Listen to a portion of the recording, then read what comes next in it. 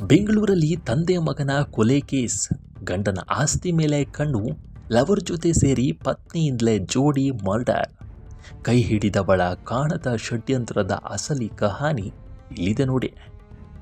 ಚಿಕ್ಕಬಾಣಾವರದ ಗುಡ್ಡೆ ಬಸವಪುರದಲ್ಲಿ ನಡೆದಿದ್ದ ತಂದೆ ಮತ್ತು ಮಗುವಿನ ಕೊಲೆ ರಹಸ್ಯ ಬಯಲಾಗಿದ್ದು, ಮೃತರ ಪತ್ನಿ ಹಾಗೂ ಆಕೆಯ ಪ್ರಿಯಕರನನ್ನ ಪೊಲೀಸರು ಬಂಧಿಸಿ ಜೈಲಿಗಟ್ಟಿದ್ದಾರೆ.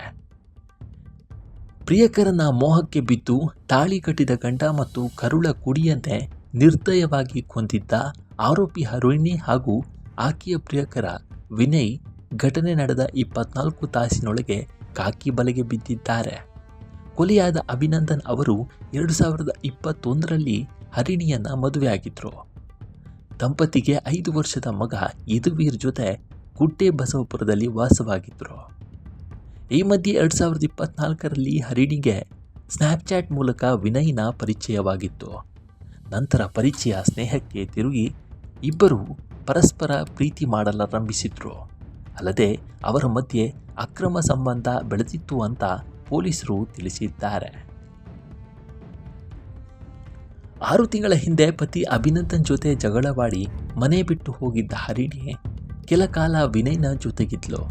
ನಂತರ ಹರಿಣಿಯ ತಾಯಿಗೆ ಆಕೆಗೆ ಬುದ್ಧಿ ಹೇಳಿ ವಾಪಸ್ ಕರೆದುಕೊಂಡು ಬಂದು ಅಳಿಯ ಅಭಿನಂದ್ಗೆ ಸುಳ್ಳು ಹೇಳಿ ಮತ್ತೆ ಮನೆಗೆ ಸೇರಿಸಿದ್ರು.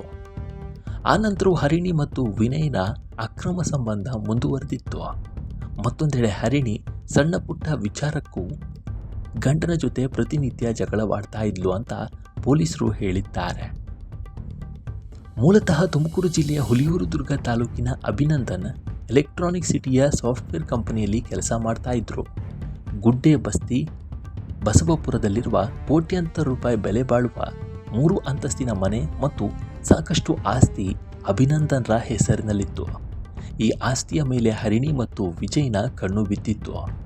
ಪತಿಯನ್ನ ಕೊಂದು ಆಸ್ತಿ ಕಬಳಿಸಲು ಹರಿಣಿ ಪ್ರಿಯಕರ ವಿನಯ್ ಜೊತೆ ಸಂಚು ರೂಪಿಸಿದ್ಲು ಎಂದು ಪೊಲೀಸರು ಮಾಹಿತಿಯನ್ನು ನೀಡಿದ್ದಾರೆ. ಹರಿಣಿ ಭಾನುವಾರ ರಾತ್ರಿ ಪತಿಯೊಂದಿಗೆ ಜಗಳವಾಡಿದ್ಲು. ನಂತರ ಅಭಿನಂದನ್ ಮಗ ಯದುವೀರ್ನ ಜೊತೆ ಪ್ರತ್ಯೇಕ ಕೊಠಡಿಯಲ್ಲಿ ಮಲಗಿದ್ರು.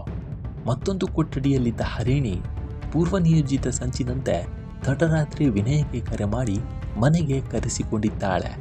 ಬಳಿಕ ಇಬ್ಬರು ಅಭಿನಂದನ್ರ ಕೊಠಡಿಗೆ ಹೋಗಿ ಅವರನ್ನು ಉಸಿರುಗಟ್ಟಿಸಿ ಹತ್ಯೆ ಮಾಡಲು ಯತ್ನಿಸಿದ್ದಾರೆ. ಹರಿಣಿ ಪತಿಯ ಕಾಲುಗಳನ್ನು ಗಟ್ಟಿಯಾಗಿ ಹಿಡಿದುಕೊಂಡಿದ್ಲು. ಆಗ ಎಚ್ಚರಗೊಂಡು ಚೀರಾಡಿದ ಪತಿಯ ತಲೆಗೆ ಆಕೆ ಸೌಟಿನಿಂದ ಹೊಡೆದಿದ್ದಾಳೆ.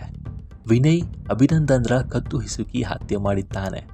ತಂದೆಯ ಚೀರಾಟ ಕೇಳಿ ಎಚ್ಚರಗೊಂಡ ಯದುವೀರ್ನನ್ನು ಹರಿಣಿಗೆ ತಲೆದಿಂಬಿನಿಂದ ಉಸಿರುಗಟ್ಟಿಸಿ ಕೊಂದಿದ್ದಾಳೆ ಅಂತ ಪೊಲೀಸರು ಹೇಳಿದ್ದಾರೆ.